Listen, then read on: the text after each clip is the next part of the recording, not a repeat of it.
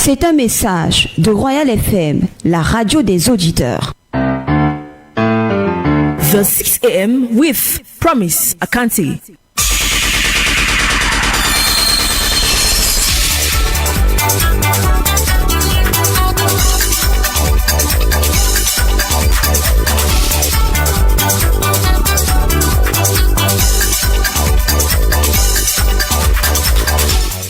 It is 6 a.m. in Ajendere Quarters, Awing Village, northwest region of Cameroon. Same time in Kolofulu, in Yaoundé. Good morning and welcome to the 6 a.m. News on 88.4 Royal FM Live on Facebook, on our Facebook page Royal FM Cameroon. Our top stories.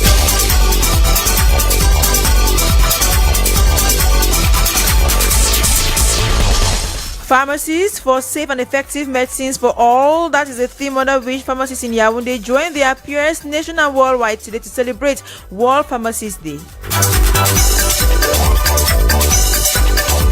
Out of the country, the British Prime Minister Boris Johnson has cut short his stay in New York and returned to UK after the Supreme Court ruled that his decision to suspend Parliament for 5 weeks was unlawful.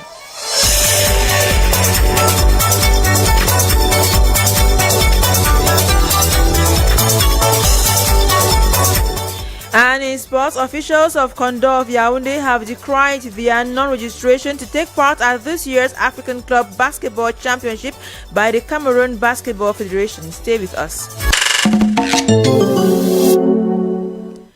Good morning and thanks for joining us. My name is Promise Akante. You're welcome.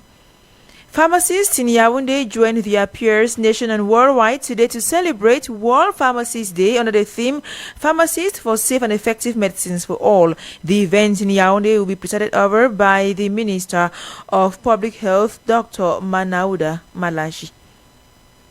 A project to scale up rural household use of renewable energy and energy-efficient technologies in Cameroon will soon be carried out. The project documents will be signed today in Yaoundé by the Minister of Water and Energy, Gaston Elundu Esumba. The signing ceremony begins at 3 p.m.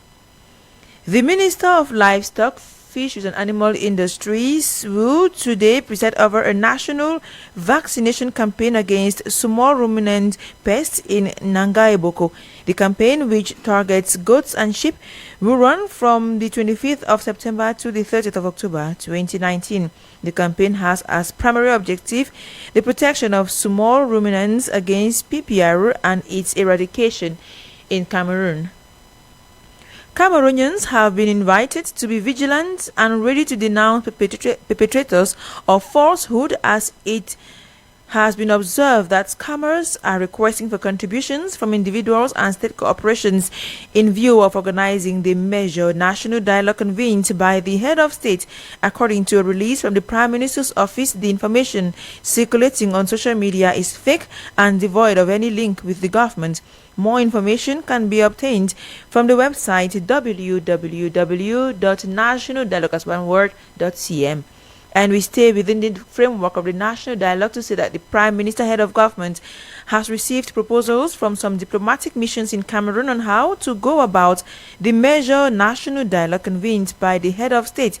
Chief Dr. Joseph Dion Gute also received some personalities, amongst whom Barrister Akere Muna of the Now Movement, Christian Kadina Tumi, the Northwest Southwest Women's Task Force, who expressed their desire to see the root causes of this crisis to be solved. Barrister Agbombala of the Human Rights and Democracy Center was amongst those received yesterday at the Star Building. Some of us are in the front line. We talk to our friends who are in the separatist movement. We talk to those who believe in federation. And we talk to those who have apathy with regards to the process. So at least we can be able to explain to them that I came, I saw, and to be honest, I think we should give dialogue a chance.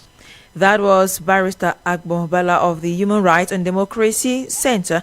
Meantime, the pre-dialogue consultations continue today as more actors give their suggestions on how to end the more than 3 years conflict rocking the Northwest and Southwest regions. On to something else in this newscast. The National Independent Trade Union of Basic Education Teachers has condemned the vandalism on a teacher of École Publique Garage Militaire in Bafoussam, West Region of Cameroon. In a letter addressed to the governor of the West Region, Awafonka Augustine, the trade union called on the authorities to sanction severely a military officer, Juledun Boris, who had stormed the class of his child and brutalized the teacher for disciplining his child for not doing his assignment. In the letter, which was signed by the Secretary General Likun Christian, it is also highlighted that the military officer has previously carried out such barbarism on teachers. And following this recent incident on a teacher while in school, our reporter Mark Walter Njabte caught up with a pedagogue on what approach teachers could adopt in order to be protected. He files in the following report. The recent act of brutality on a teacher whose sole aim was to impact her pupils with knowledge has provoked widespread condemnation and indignity from many, especially those of the teaching profession. This leads many to wonder how teachers themselves can ensure their personal security as they exercise their duty. A pedagogue in the basic education sector, Mr. John Niba, proposes that teachers can protect themselves from being brutalized by simply doing their work and being professional. Avoid looking for troubles by maybe beating and wounding people's children or insulting children, calling them names, for example, witch or wizard. Oftentimes, teachers' activities beyond the school milieu could jeopardize their safety even in school. Our pedagogue says they must remain as role models in their lifestyle. Teachers should also be very much discreet the way they live their lives. Avoid drinking and making a lot of noise in bars because they are models. Education is a fundamental right to all citizens of the world, especially children, and with the government as guarantors of education for her citizens, it is a crucial role they have to play in ensuring that knowledge givers are protected. Once more, Mr. John Neba. The government has the duty to protect teachers because good laws are supposed to be taken to protect teachers from delinquents and from parents who may just want to deal with the teachers, maybe to show that they are powerful. Like this situation in Bafoussam, I think the government is supposed to sanction such cases seriously in order to protect the teacher, because the teacher has only his pen and he does not have a gun to protect himself. The pedagogue now highlights what school administration must do for the security and safety of learners and teachers while in school. Construct school fences and put watchmen at the gates, and those watchmen, they have instructions to listen carefully and get the motive why nobody wants to enter the school before they can grant them access. In schools that are not fenced, that is a very big problem because anybody can gain access into the school and brutalize even a teacher or a pupil. However, it takes the contribution of all education stakeholders, which include school authorities, parents, teachers, and learners for a successful and effective school year in Cameroon. Mark Walter Japte in that report. Out of the country, the British Prime Minister Boris Johnson has cut short his stay in New York and returned to the UK after the Supreme Court ruled that his decision to suspend Parliament for 5 weeks ahead of Brexit was unlawful. Mr. Johnson, who is in New York for the UN General Assembly, said he strongly disagrees with the judgment. However, Parliament is due to resume today, while the Brexit deadline for October 31 still stands, with or without an agreement. The most senior Democrat in the U.S. House of Representatives, Nancy Pelosi, has formally launched an impeachment proceedings against Donald Trump. He accused the president of violating the American Constitution. Mr. Trump is alleged to have tried to pressure the Ukrainian leader, Vladimir Zelensky, to investigate corruption charges against the Democrat presidential hopeful Joe Biden and his son. The White House says it will release a full transcript of the president's phone call with Mr. Zelensky later today. And in sports, officials of Condor of Yaoundé have decried their non-registration to take part at this year's African Club Basketball Championship by the Cameroon Basketball Federation.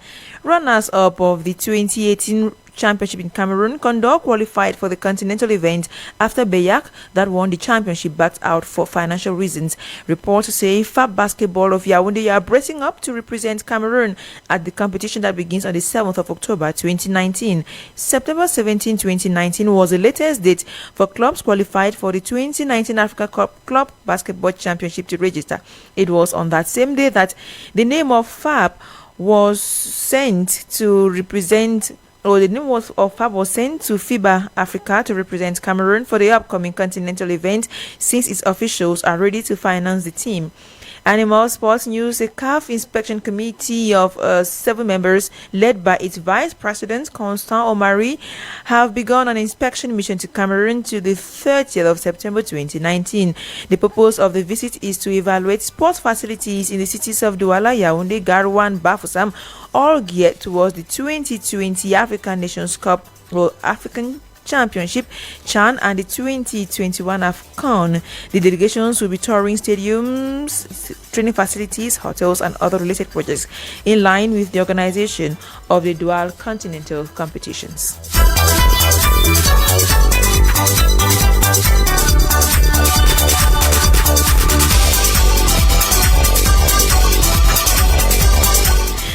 And that is the package we put together for you today. Romeo Adekume was our sound engineer. Simon Sinjok was at the cameras for the live broadcast on Facebook. Yannick Sylvain-Gelewi was our copyright clerk. Carol Prudence TNG for editorial coaching. Roger Kiyek for coordination. And Reverend Pastor Emmanuel Noel Bisai for general supervision. My name is Promise Akante, and up next is La Matinale Royale with Jean-Claude Ngué. Good morning, JCN. Bonjour, Promis Akanté. Bonjour à tout le staff qui est en place et naturellement à tous ceux qui nous écoutent en ce moment. Si je pouvais porter un peu de cravate de rare fois, je prenais ça. Bah, je sais parce que j'aime bien cette cravate. Oh, ça me fait plaisir de savoir que chaque fois j'essaie d'avoir. C'est que j'ai une chemise blanche dans le pot aussi. C'est vrai qu'il y a les cravates pour dames quand même. Ah bon? Donc je ne sais pas si celle-ci pourra te convenir. Mais il y a des cravates pour dames qui pourraient certainement avoir le même ton, quoi. Ah, d'accord. All right, so what should we expect today on La Matinale Royale? Ah, beaucoup de bonheur, de plaisir. On réveille les auditeurs dans la bonne humeur, la bonne ambiance, et puis on leur permet aussi de partager avec nous le menu de leur journée d'activité, parce qu'on sait qu'il y en a quand ils se lèvent le matin, ils n'ont véritablement pas d'adresse sur le plan du travail ou d'activité, et on se dit, bah, si quelqu'un appelle à la radio et il dit ce qu'il va faire, ça peut peut-être inspirer celui qui écoute. Donc, c'est une famille, c'est désormais un rendez-vous dans La Matinale Royale. All right, listeners, tomorrow 6 a.m. is an appointment. Ensemble, oui, la main dans la main, croyez-nous. Menezona Bertrand Ona, me Koban Paga, Ishebalo no journaliste à Royal FM. De Minkoba, Ngoli Wondo. De Makane Menemwan, Yanam Cameroun. Mbol Majing Nam Cameroun. De Mayena, Bongbe Cameroun Besse, Banning Fufulo. De Makana, Bongbe Cameroun Besse, Bitebe, Biwulu